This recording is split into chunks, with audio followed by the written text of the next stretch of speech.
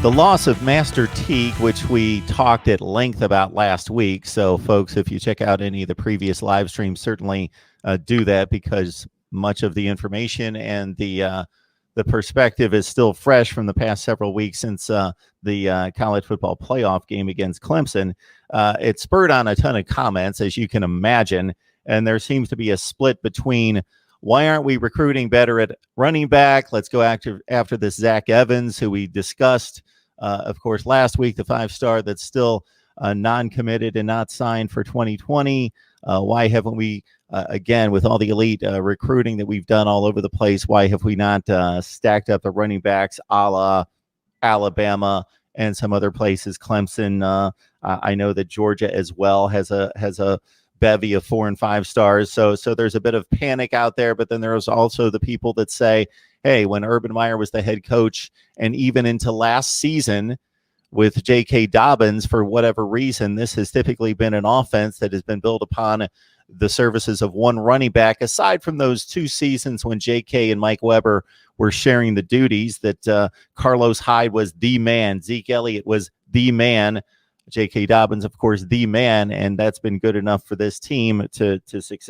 excel. Yeah, no question. I think that part of the issue is it's hard to recruit a great running back when you've got a great running back, and you had J.K. Dobbins. They do have 3 other guys coming back on scholarship: Master Teague, Marcus Crowley, both of them now dealing with injury issues, and Steele Chambers, who played a little bit last season, took advantage of the 4-game rule and was able to redshirt last year. Right now, he's the only healthy scholarship running back that they have. They've signed another guy, Mayan Williams from Cincinnati Winton Woods, outstanding running back down there from the high school ranks, and had been previously committed, I believe, to Iowa State or Kansas State, one or the other. Off the top of my head, I don't recall. But at any rate, he switched his commitment to Ohio State. Well, I think it was Iowa State is where he was committed. And so he'll provide some depth when he arrives in the summer. I understand the frustration that people have. I don't think that Crowley or Chambers, are necessarily national top 15 or 20 players, but I don't think they're much outside the top 100 or around the top 200 or something like that. So, they're decent enough running backs. And Teague, as we saw last year, very capable player, had 800 yards, a lot of it in second half mop-up time as the change-up back to J.K. Dobbins. And he seemed to be very durable, very physical. So I think people are interested to see if he can get back fully healthy, how he could do as the lead running back. The initial report, and his injury occurred on a day when they were basically no contact, must have taken a bad step somewhere or something on the field turf, and suffered what is believed to be some type of an Achilles or calf injury.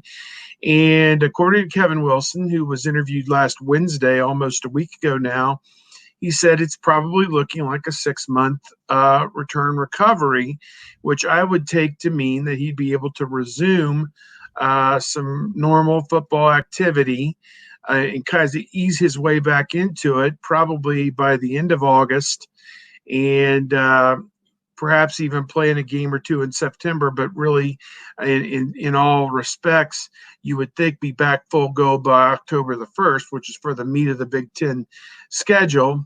And I don't mean to be short-sighted in this, but, it was remarked to me by one person that it's a 2-game schedule for Ohio State at Oregon early in the season, which if he does play in that game, you can't think he's going to be, 100% full go just yet. Maybe he'd get a few plays, but it would be hard to imagine him playing an entire game so quickly after the injury, or so quickly after his return from the injury.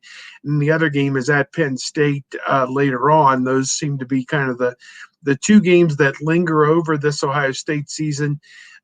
Granted, we've seen in the past they've dropped games to the likes of Purdue and Iowa, and even Penn State was unranked in 2016 when they lost to them, and they were able to overcome, some of those losses in 2016 to still get to the playoff 27-18 to still win the Big Ten.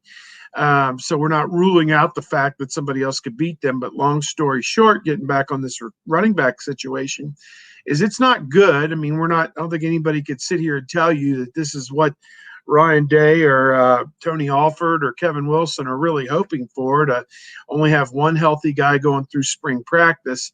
And yet Coach Day did indicate that Crowley should be back full go for the start of preseason camp, which is good, back from his knee injury. And if we take what Kevin Wilson said at face value, that Teague ought to be back for the balance of the Big Ten schedule, perhaps as early as October. So that's good. Chambers is going to get every opportunity this spring to show what he can do. They've got a good-looking walk-on by the name of Xavier Johnson, who's also repped a little bit, and he'll get some opportunities as well. Is there frustration that they haven't recruited better? They were in on a number of top running backs in this past cycle and swung and missed on all of them, it seemed like, for the 2020 class, I guess, and had to go back in late in the process to flip Mayan Williams over to Ohio State. So they could do better. They're in on some of the top guys for 2021.